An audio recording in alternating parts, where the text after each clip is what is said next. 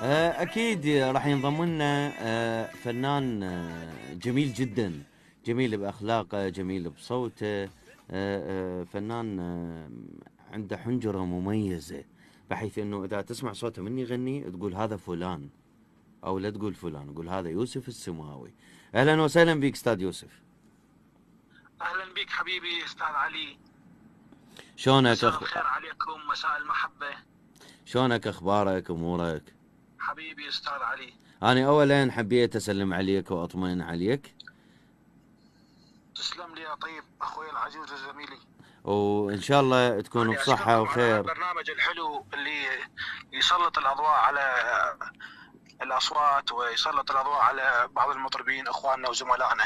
لازم، شوف، احنا إذاعة وزارة الداخلية لازم نرضي كل الأذواق، لازم نعم نبث أكيد. الطاقة الإيجابية في روح مستمعيها. فلذلك هو برنامج نجمة ليل، أنا يعني بإعداده خليته أنه يخدم الناس، الشعراء، الفنانين، المطربين، العازفين. فهذا يعني هذا أقل شيء وأبسط شيء نقدمه لهم. كلش حلو، عاشت يديكم حبيبي، ربي أنت يوفقك. وكل اللي قائمين على هذا البرنامج وهاي القناة الحلوة والإذاعة الجميلة. يوفقك يلا. طيب يوسف، خلي نروح للجنوب شوية أنا وياك. نعم أستاذ. شلون هذا يقول لك نسولف مالاته هن؟ نعم، ولا تهني أكيد. هو ايه. كل عراقنا كلش حلو وبكل الوانه جميل وبكل محافظاتنا، نعم. واطوارنا ايضا حلوه ومتعدده، منها الجنوبي ومنها الاغنيه الفراتيه ومنها الاغنيه البغداديه والمقام وما الى ذلك. نعم. طيب انت حاليا بيا مكان، بيا محافظة؟ اني في منطقه السماوه. بالسماوة. طيب السماوة، احنا نعرف، اريد اعرف من عندك، نعم دائما استاذ. دائما يكون هناك لون مفضل، مقام مفضل، ها؟ اهل السماوة دائما يسمعوه. اكيد عندنا كثير الوان واطوار غنائيه، ولكن الاطوار اللي تالفت من هاي المنطقه اي. بالضبط هي من مقام الحجاج، اسمه طور العياش. طول العياش. هذا طيب. اللي دائما يغنون به. نعم، هو من مقام الحجاز. نعم. طيب نسمع منه شيء. انا مغني بالاذاعه ويا الاستاذ صباح زياره اي. باذاعه العراقيه سابقا، نعم. ومغني بكثير اماكن. خلينا نسمع منه نعم نسمع شوية. استاذ.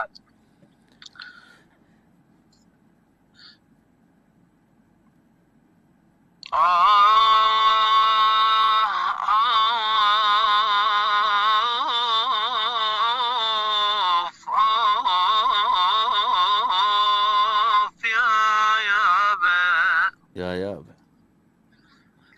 مرسال مرسال هلا يلي علينا اليوم. مرسال. مرسال الدمع مرة يجف بجفاك، يا الدميع مرة يجف بجفاك. مرسال إذا بيناتنا ما يحصل. الله. حبيبي الله إذا الله. بيناتنا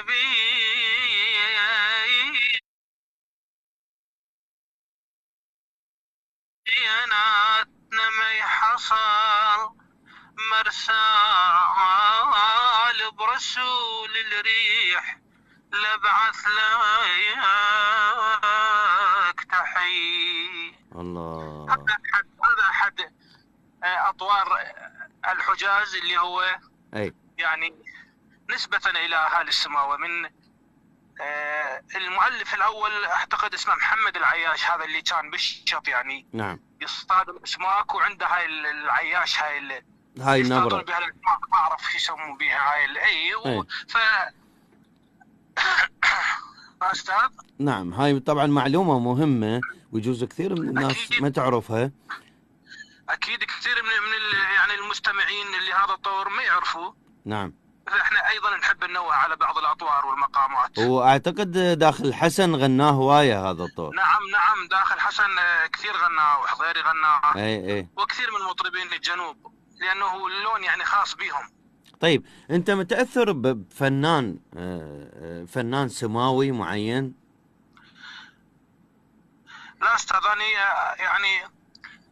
يعني اكثر ميولي، وتقريبا في بداياتي تاثرت بالفنان الراحل حضير ابو عزيز وحسين سعيده. نعم. لقيت شيء مني بهؤلاء الكبار، يعني بصراحه صح. يعني وجدت شيء من احساسي ومن صوتي ومن نبره صوتي بحضيري وحسين سعيده. اكثر شيء اغني له دائما مقام الرست. مقام الرست، يلا خلينا نسمع الحسين سعيد انا وياك. نسمع الرست. اي نسمع الرست. نعم استاذ.